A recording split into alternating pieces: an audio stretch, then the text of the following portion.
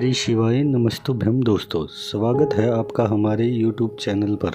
मेरे चैनल पर पंडित प्रदीप मिश्रा जी द्वारा बताए गए सभी अचूक उपाय डाले जाते हैं। उपाय की संपूर्ण और सही जानकारी प्राप्त करने के लिए हमारे चैनल को सब्सक्राइब अवश्य करें। जिस व्यक्ति ने दिया लगाया है, जिस व्यक्ति ने दीप लगाया हुआ है और अगर वो कुंवारी अवस्था में है तो अकेला शरीर का कष्ट भोगता है, और अगर उसकी शादी हो गई होती है तो पति और पत्नी दोनों को। तपस्वी तप करते हैं, भगवान के मंदिर तो जाते ही नहीं है।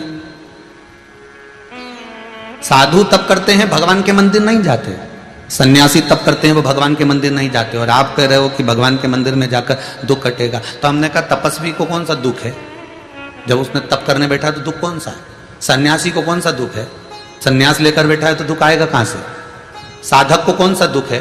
जब साधना में बैठ गया तो दुख मिठा कर ही बैठा होगा ना। दुख तुझे है तो तुझे उसके दरवाजे पर जाना पड़ेगा।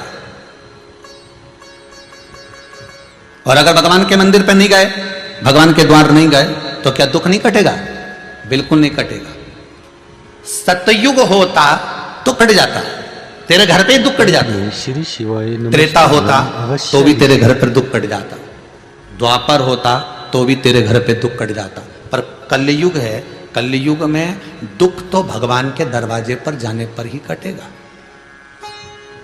पहले के लोग, अब सत्ययुग में निकालो जरा पुराना समय और आज का समय, और सरल भाषा में समझ लो अच्छे से। पहले के जमाने में नाई की दुकान पे लोग कटिंग कराने नहीं जाते थे। बोलो, जाते थे? जितने लोग टीवी पर कथा सुन रहे, जितने मोबाइल पर सुन रहे, बोलो ईमानदारी से, कोई नाई की दुकान होती थी पहले के समय में? कोई नाई की दुकान नहीं होती थी। नाई खुद आता था, तुम्हारे यहाँ के बाल काट के जाता था। काटता था कि नहीं काटता था? आओ साहब, बेटा ने कपड़ा मपड़ा लगा ही दिया ऐसा, और यहां से डोरी मोरी बांध के और काट कुटा के और चले गए। कपड़ा पिनाता कि नहीं पिनाता? अरे बोलो तो सही, पिनाए नहीं? ऐसी डोरी का कपड़ा पिना दे और बिठा दे ऐसा, बढ़िया। और जो बच्चे छोटे छोटे रहते थे उनको एक पटिया लगा के बिठा देता है। पहले नाई जो था ना, वो इसकी दुकान नहीं होती थी, नाई की कोई दुकान नहीं होती थी। पहले नाई घर घर जाता था, कपड़ा बांधता ने काट देता, बस। सत्ययुग में कोई दुकान थी क्या नाई की? बोलते जाओ जम के, नहीं। त्रेता में नहीं, द्वापर में नहीं, कलयुग में अवश्य लिखे। तो अब क्या हो रहा है कि नाई की दुकान पे जाना पड़ेगा, बाल कटवाना पड़ेगा, बस अंतर इतना है। सत्ययुग में भगवान दुख बैठे बैठे तुम्हारे घर पर आकर काट देता था।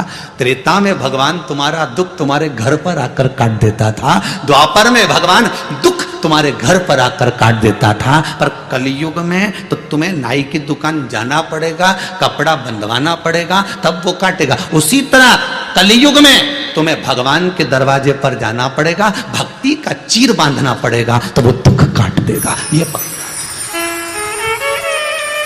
ये पक्का तैयार बैठा है काटने के लिए। बिल्कुल, कितना सुंदर संवाद है वहां, बहुत ध्यान दीजिएगा जरा। अग्नि पुराण, स्कंद पुराण, दोनों पुराण में स्मरण करिएगा। कार्तिक खंड स्कंद पुराण का पढ़िए और अग्नि पुराण का भाग पढ़िए।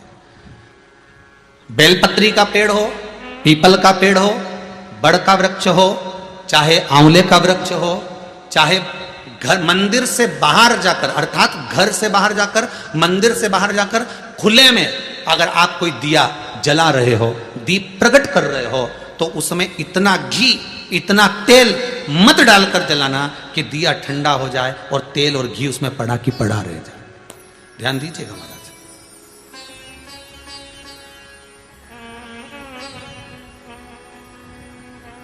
कई बार आपके साथ में भी हुआ होगा, आप दशा माता की पूजन करने गए हो, या पीपल की पूजन करने गए हो, या वृक्ष की पूजन करने गए, आंवले की पूजन करने गए, बेलपत्री का पूजन करने गए।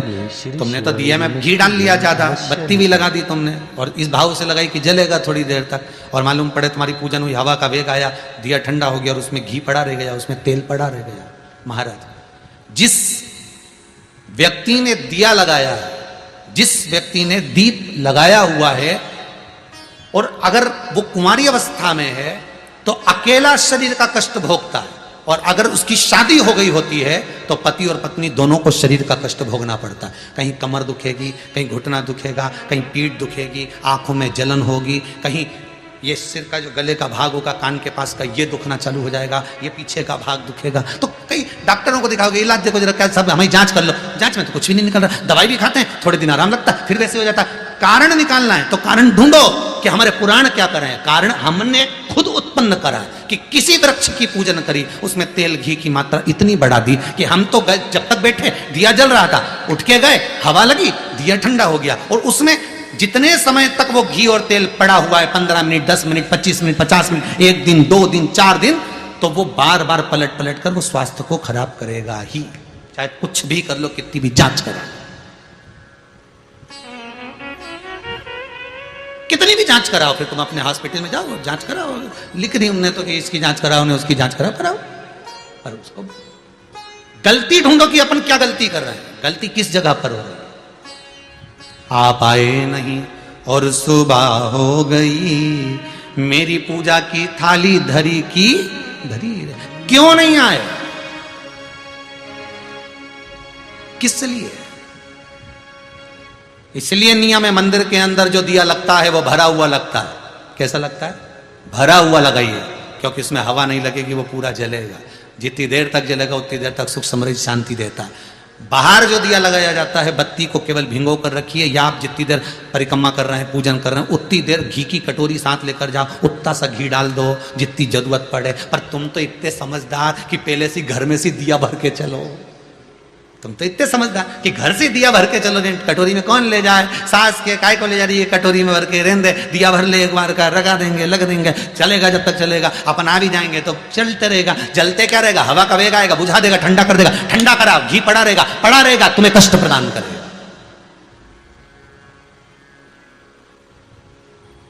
तुम्हें कष्ट,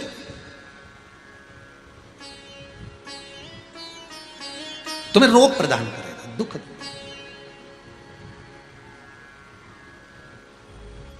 जो समझदार माताएं होती हैं ना, जो समझदार लोग होते हैं ना, वो बाहर जब भी पूजन करने जाते हैं तो प्रयास करते हैं कि घी का दिया लगा रहे हैं ना, तो उसमें प्रयास करते हैं कि आते आते उसमें कपूर का टुकड़ा पटक देते हैं। जो चतुर होते हैं आते आते क्या करते हैं, दिए के अंदर कपूर का टुकड़ा पटक देते हैं। कपूर का टुकड़ा पटक मतलब अपनी पूजन वूजन सब हो गई, अब अपन जाएंगे, बाहर निकलेंगे, जब तक कपूर में इतनी दम होती है कि वो उस बत्ती को पूरे को जला सकता है, वो घी को भी पूरा जला सकता है। तो इतना सा कपूर का टुकड़ा उसमें पटक के और आ जाता है, जिससे पूर्ण जल जाए, पूर्ण तरह से हो जाए,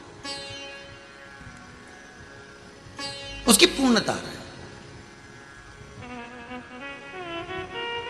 शिव जी कह रहे हैं ये पुत्र मेरा नहीं है, तुम इसको समुद्र में डाल दो। नहीं, समुद्र में नहीं डाल सकती, मैंने इसको गोदी में लिया, ये मेरा पुत्र है, इसको मैं रखूंगा। शंकर भगवान ने समझाया, पार्वती नहीं मानी, बहुत समझाया नहीं मानी। आखिरी में पार्वती ने समुद्र में फेंक दिया, हिरण्याक्ष ने उसको झेल लिया, पालन करा, उसका नाम अंधकासुर। हिरण्याक्ष को वराह भगवान ने मार दिया। वीडियो आपको अच्छी लगी, अकेला पड़ गया, तब करा साधना करी अंधकासुर ने। ब्रह्मा जी से वर मांगा कि मुझे वर दीजिए कि मेरे प्राण ना छूटे। ब्रह्मा जी ने कहा ऐसा हो नहीं सकता कि प्राण ना छूटे, जन्मे हो तो मरना तो पड़ेगा, संसार की रीत है, आए हो तो जाओगे, बस इतना है कि जितनी जिंदगी को अच्छे से जी सकते हो जी लो, मरना तो है, आया हो तो जाना ही पड़ेगा। अपने जीवन को खुश होकर जी लो, अपने जीवन को। और जब अपने जीवन को अपन खुश होकर जी, तो अंधकासुर ने ब्रह्मदेव से कहा मैं मरूं ना, ऐसा वर दे दो। नहीं, मरना तो पड़ेगा। तो ब्रह्मा जी से वर मांगा। अंधकासुर को मालूम था मेरे पिताजी ने कहा है ना तेरी कोई माता है ना कोई तेरा पिता है, पानी में बहकर आया था, मैंने पकड़ कर तेरा पालन किया। उसने कह दिया जिस दिन मैं अपनी माता को गलत दृष्टि से देखूं उसी दिन मरूं, उसी दिन मरूं। अब इसको क्या मालूम था, क्या मांग लिया।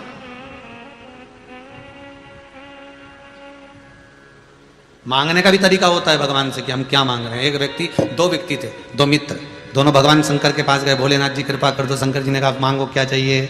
एक बोला प्रभु ऐसी कृपा करना लोग मुझे दे ही दे दे ही दे दे ही दे, मैं किसी को कुछ ना दूं, ऐसी कृपा करना। दूसरा बोला मांग तुझे क्या चाहिए, शंकर जी से वो बोला प्रभु ऐसी कृपा करना कि मेरे हाथ से खूब दान पुण्य संकीर्तन पुण्य होता रहे, शिव महापुराण की कथा होती रहे, मैं खूब दोनों हाथों से लुटाता रहूं, कम ना हो, खूब लुटाऊं पर कम ना पड़े। दोस्तों आशा है गुरु जी द्वारा बताई गई विधि हमारे चैनल पर पंडित प्रदीप मिश्रा जी द्वारा बताए गए सभी अचूक उपाय डाले जाते हैं। उपाय की संपूर्ण और सही जानकारी प्राप्त करने के लिए हमारे चैनल को सब्सक्राइब अवश्य करें।